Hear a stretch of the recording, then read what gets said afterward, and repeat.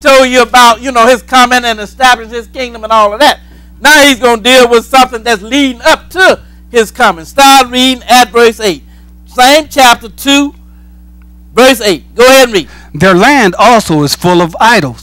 They worship the work of their own hands, that which their own fingers have made. Now he's talking about Israel. He said their land is full of idols. They worship the works of their own fingers, that their hands have made. Go ahead and read on. And the mean man boweth down, and the great man humbleth himself. Therefore forgive them not.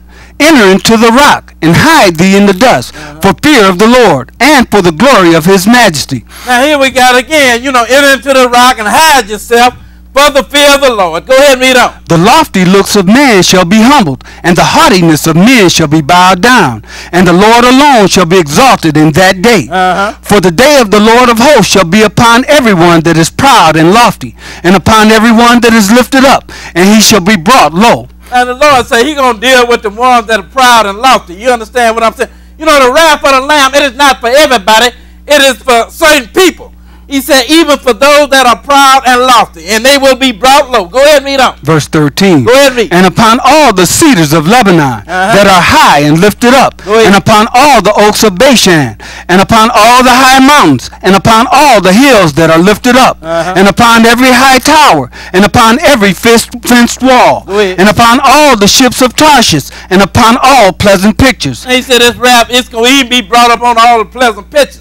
They had pleasant pictures years ago, and they still have them today. That's why you walk in the average person's house, and they got the pleasant pictures on their wall. This is dealing with imagery that's supposed to be God. You understand that being served. So now he said the wrath of the Lamb, it's going to be brought even upon them. Go ahead and read on. And the loftiness of man shall be bowed down, and the haughtiness of men shall be made low. Go ahead. And the Lord alone shall be exalted in that day. In other words, the Lord's going to humble everybody, and only the Lord will be exalted in that day. You got men and governments and all of that that's exalted today. But at this day, the Lord alone will be exalted. Go ahead and continue reading. And the idols he shall utterly abolish. And they shall go into the holes of the rocks, and into the caves of the earth, for fear of the Lord, and for the glory of his majesty, when he ariseth to shake terribly the earth. So now, again, we understand what time we're really reading about here, don't we? Like we read over in Revelation, right? And we understood that at that time, the stars wouldn't give a light, and the moon wouldn't give a light, and all of that. And we know these were the events leading up to the coming of the Lord. Now you're reading the same thing here in Isaiah. What time are you reading about the events leading up to the coming of the Lord? Because the Lord ain't going to come like people has been told. Like the Lord going to just pop up one day, grab the saints, and take them flying off to heaven somewhere. It's not going to happen like that. There are certain events that must happen before the Lord can come. Go ahead and continue reading. Verse 20. Go ahead. In that day a man shall cast his idols of silver and his idols of gold, which they made each one for himself to worship, to the moles and to the bats. And then everybody going to be ready then to get rid of them idols. You understand what I'm saying? Sir. Now everybody is serving whatever God they choose to serve. But now, and Lord say in that day, because everybody's scared now. The Lord just showed up, and he just shook a terrible little earth. You got earthquakes and all of that stuff going on. Everybody's scared now. Everybody's running for the rocks. And everybody, well, look, God, I'm going to serve you now. We're going to get rid of these idols. Now we're going to throw them to the bats. Go ahead and read on. To go into the clefts of the rocks, and into the tops of the ragged rocks, for fear of the Lord, and for the glory of his majesty, when he ariseth to shake terribly the earth. See what I'm saying? Now everybody's afraid, and everybody's getting rid of all of them idols and all of that. And they hiding in the rocks, crying for the rocks to fall. That's how it's going to be. You understand? Let's go and look at it again, though. Let's go this time to Revelation chapter 5, and we're going to pick it up at verse 1. Revelation 5, and we'll begin reading at verse 1. 5 and 1. Because in a little while, we're going to take this thing all the way back to Genesis, because the Lord started talking about this day all the way back in Genesis. This wasn't something that just began to be talked about, when we got to Isaiah, when we got over in Revelation. It was something that the Lord talked about all the way back in Genesis. But first, let's go to Revelation chapter 5, and we'll begin reading at verse 1. Revelation 5, and we're going to pick it up at verse 1. 5 and 1. 5 and 1. Okay, go ahead and read. Well, I'll tell you what, before we go to Revelation 5, let's read a little bit of Revelation 4. Start reading at Revelation 4 and 1. 4 and 1. Okay, go ahead and read. After this I looked, and behold, a door was opened in heaven. And the first voice which I heard was as it were of a trumpet talking with me, which said, Come up hither, and I will show thee things which must be hereafter. And immediately I was in the spirit, and behold, a throne was set in heaven, and one sat on the throne. And he that sat was to look upon like a jasper and a sardine stone. And there was a rainbow round about the throne, and in sight like unto an emerald. And round about the throne were 24 seats. And upon the seats I saw 24 elders sitting, clothed in white raiment, and they had on their heads crowns of gold. Now that is good. Now I just want you to see that one was sitting on the throne. Then the Lamb, he had a book in his hand, and then the Lamb will come and take the book from his hand. Start reading at 5 and 1 now. Go ahead and read. And I saw in the right hand of him that sat on the throne a book written within and on the backside. So now you have both the Father and you have Jesus, where the Father was sitting on the throne, and he had the book in his hand. Now Jesus showed up to take the book from his hand. The book was sealed with 7 seals. Go ahead and read on. And I saw a strong angel proclaiming with a loud voice, Who is worthy to open the book and to loose the seals thereof?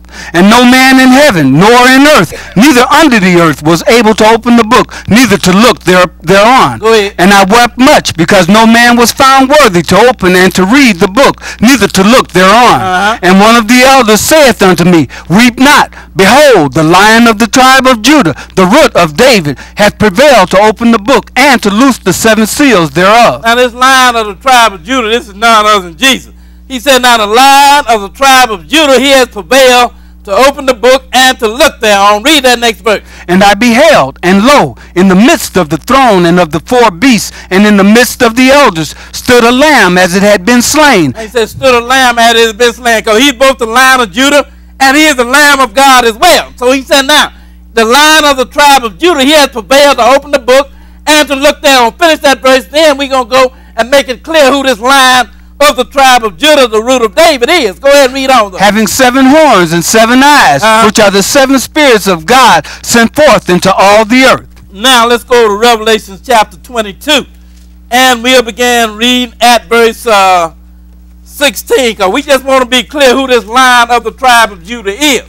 You know, this Root of David that prevailed to open the book, that was also called the Lamb that had been slain. Let's start reading at Revelation chapter 22, and we'll begin reading at verse 16. Revelation 22 and verse 16.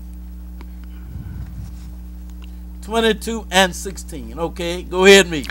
I, Jesus, have sent mine angel to testify unto you these things in the churches. I am the root and the offspring of David. See what they say? He's both the root and the offspring of David. Now we understand who it is that we are dealing with here. We are dealing with Jesus, because he is the root and the offspring of David. But he's also called the Lion of Judah as well, just like we just read over in the 5th chapter of Revelation. So he is the Lion of Judah, the root and the offspring of David. Go ahead and finish. And the bright and morning star. And he is also the bright and the morning star.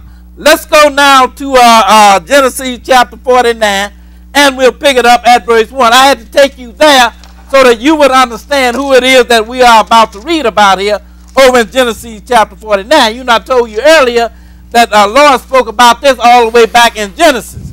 So now we go into Genesis chapter 49, and we'll begin reading at verse 1. I want you to read that first verse. Then I want you to skip down to verse 9. Genesis 49, read verse 1, then skip down to verse 9. 49 and 1. 49 and 1. Okay, go ahead and read. And Jacob called unto his sons, and said, Gather yourselves together, that I may tell you that which shall befall you in the last days. And Jacob called all of his sons, and these sons, out of these sons came the 12 tribes of Israel. You know, and one of the tribes was Judah, and that is the one we're going to skip down and deal with now. Skip down to verse 9. Go ahead and read. Judah is a lion's whelp. Now he says Judah is the lion's whelp. Go ahead and read on. From the prey, my son, thou art gone up. He stooped down. He couched as a lion. And as an old lion, who shall rouse him up? So now it's talking about this lion that came out of Judah here. And we know that is none other than Jesus. That's like we read over in Revelation. But go ahead and continue to read. The scepter shall not depart from Judah, nor a lawgiver from between his feet, until